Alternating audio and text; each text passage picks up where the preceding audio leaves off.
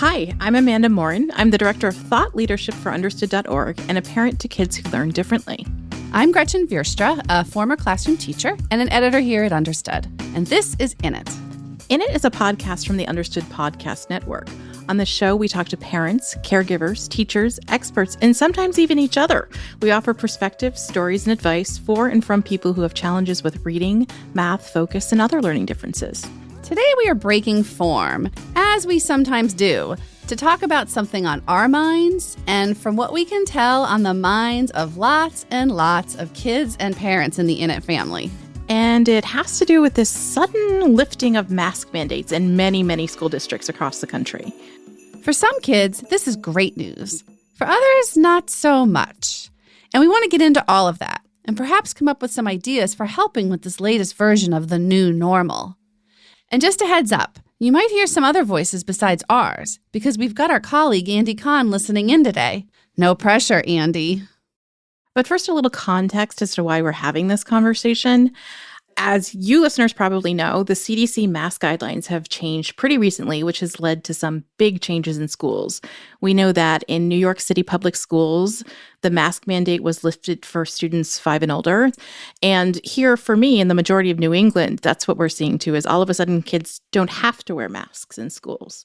So, Amanda, here in California, we are getting ready to lift our indoor mask mandates in schools later on this month. And so that means that some schools are starting to prepare kids in different ways. And for my kids, our kids have been masking not only indoors, but outdoors. And in California schools, you do a lot outdoors, and they're still wearing masks outdoors.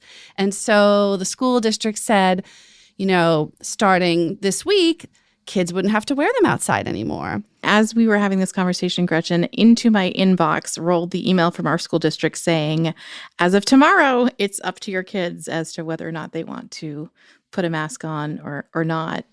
Wow. So late breaking news. Yeah, we thought it was going to happen, and here it is. It's happening. It's happening. And I'll tell you, it's happening, and it's for us at our house, it's causing a little anxiety. I was really excited because for me, I want my kids to see each other's faces at school and see their teachers' faces. But we had a little bit of the Sunday night worries, knowing that Monday was going to be a day without masks outside.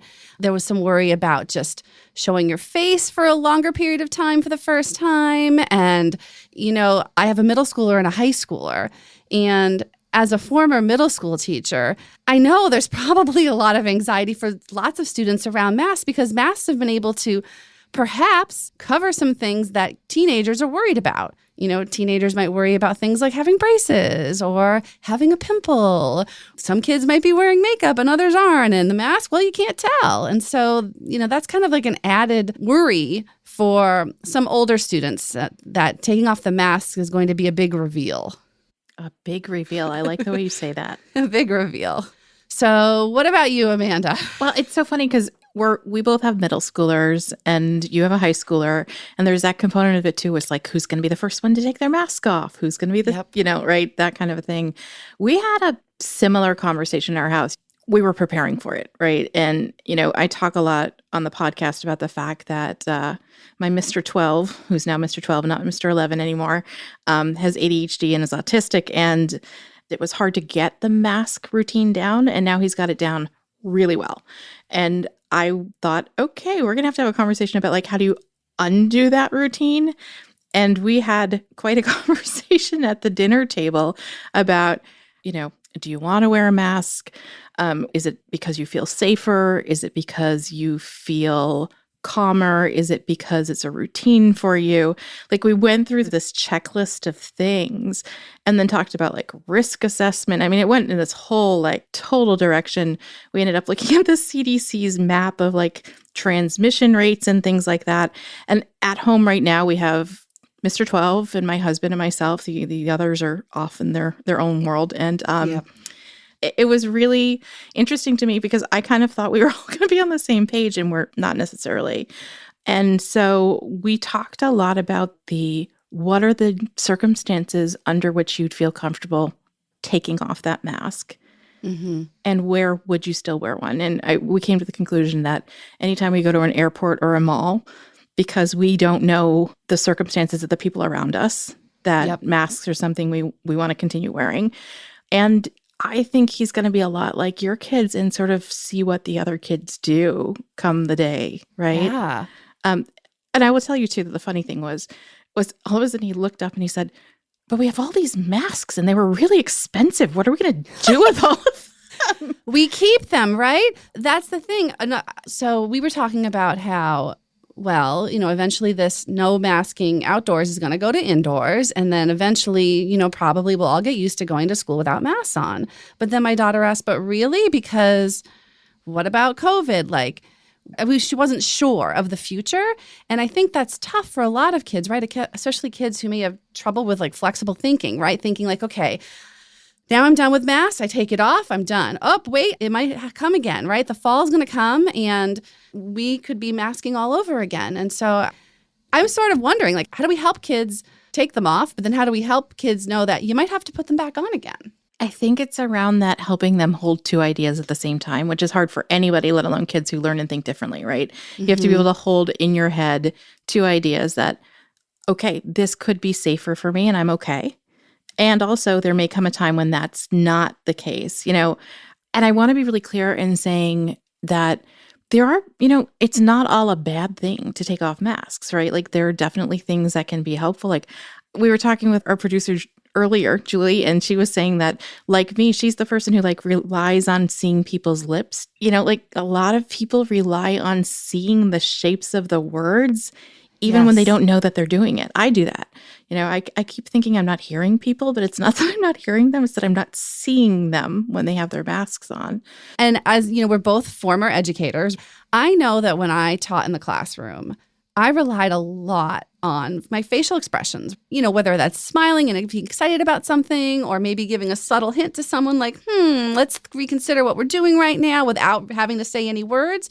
And that's probably been so hard for teachers wearing masks. And so taking those masks off is maybe helping with communication for lots of kids. Yeah. And, I think about it from the eye contact perspective too, right? We've been put in a place where eyes are pretty much all we're seeing of people's faces for a really long time. And for some kids, that's super hard to do. That making eye contact is super hard. So they rely on like, I'm going to look at your nose, I'm going to look at your lips, I'm going to look at some place on your face.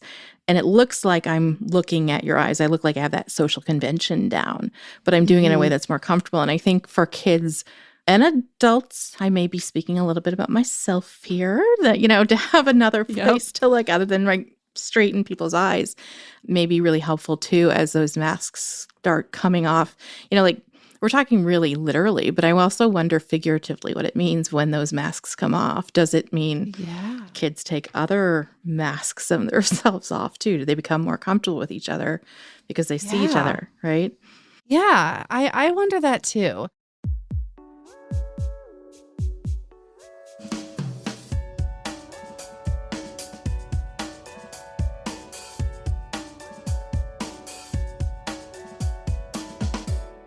So we're saying obviously there's a lot of benefit to taking off the mask. But then for some families, they're not going to be so comfortable, right? And some kids may not be comfortable for a while. And there may be kids who are worried about their health still and, worried about bringing home COVID to maybe grandma who's living with them. So, there's two things, right? I wonder about coaching our kids to have empathy, right? To have understanding about why some kids may choose to have masks for quite a long time. And then for the mask wearers, giving them some words to say when people ask, like, why do you still have your masks on?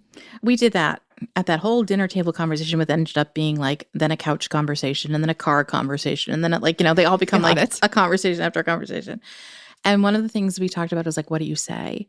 And it was really interesting because we kind of boiled down to the less is more in some of these cases, the ability to say, this is because I choose to, or I feel safer, or even like the fallback, my parents say I have to wear a mask, because I think sometimes having that backup is super helpful for kids to be able to totally blame it on us, right? As parents. Yeah. I suggest that a lot. Yeah, that's a go-to in our house. And then I think the other thing is explaining exactly what you explained, right? So being able to say, I'm protecting my sibling who hasn't been able to be vaccinated yet, right? Yep. Or I haven't had all of my vaccinations, and I'm not going to be vaccinated because that's the choice our family made. So I'm protecting myself for the rest of my family. It's about like how much is too much and how much is too little to say. Yep. And I think it depends on the kid and it depends on the situation. Gretchen, it's so interesting that you mentioned empathy, because when we were talking with our producer, Julie, earlier, she had a really good story about the empathy component of it. So I'm going to put her on the spot and ask her if she'll tell us that story. Okay. Yes. So I was talking to my daughter who's in middle school and was getting some reports from my niece who's in high school. And they both were ready to stop wearing a mask, but were really nervous because they had teachers who they knew had some sort of health issue. Like my daughter's science teacher is getting chemotherapy. And so there's a group decision being made in that class that the kids are not going to wear their masks with some teachers, but have decided they will wear masks around her. And I just think it's an interesting opportunity to be making these choices together, to be having to think about how your choice is impacting somebody else. So there's that aspect. That's such an interesting, like, teachable moment, too, that you wouldn't have thought of. Hooray for them for thinking of that. Yeah. Go 8th graders. Right? Yoo-hoo! Anything else anyone's thinking? Andy, anything you wish we had talked about?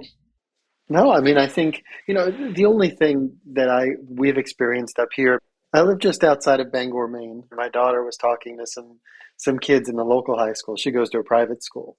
And she was saying that there's a real big culture split in the high school in town, and that the kids who are masking are looking at those who aren't, and vice versa, with some pretty strong responses. Mm-hmm. And I think that there's some stress related to that for these kids. And they've naturally separated themselves as it is. But I think it's going to be very interesting to see how families can maybe talk about how is it that you are going to react to people who don't share the same ideas as you. And how are you going to reconcile that and have a calm environment when in actuality, we're just doing our thing, and I think that's really going to be a big part of this for a lot of families in places where people have some pretty strong opposing opinions. Yeah. Andy, thank you so much for your perspective too. Super helpful. Yes, thanks.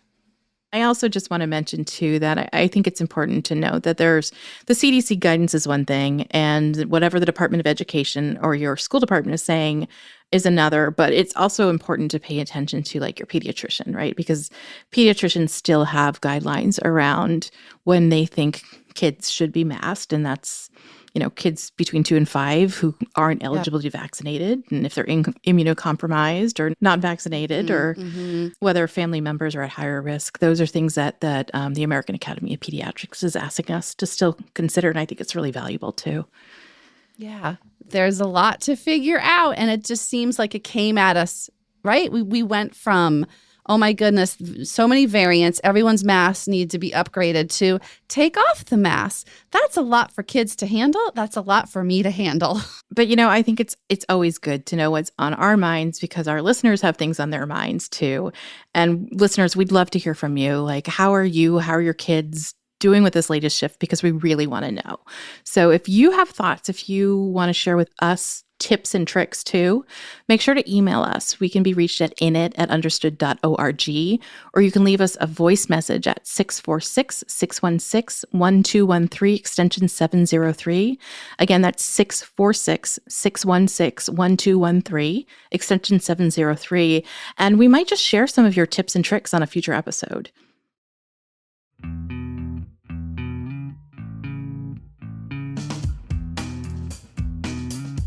You've been listening to In It, part of the Understood Podcast Network. You can listen and subscribe to In It wherever you get your podcasts. And if you like what you heard today, please tell somebody about it. Share it with the parents you know. Share it with somebody else who might have a child who learns differently. Or send a link to your favorite teacher. In It is for you, so we want to make sure that you're getting what you need. Go to u.org/init to find resources from every episode. That's the letter U, as in understood, .org/init. And please share your thoughts with us. You can email us at init@understood.org. As a nonprofit and social impact organization, Understood relies on the help of listeners like you to create podcasts like this one to reach and support more people in more places. We have an ambitious mission to shape the world for difference, and we welcome you to join us in achieving our goals. Learn more at understood.org/mission. In It is produced by Julie Subrin. Justin D. Wright mixes the show. Mike Errico wrote our theme music. Laura Key is our editorial director at Understood. Scott Koshier is our creative director, and Seth Melnick and Brianna Berry are production directors. Thanks for listening, everyone, and thanks for always being in it with us.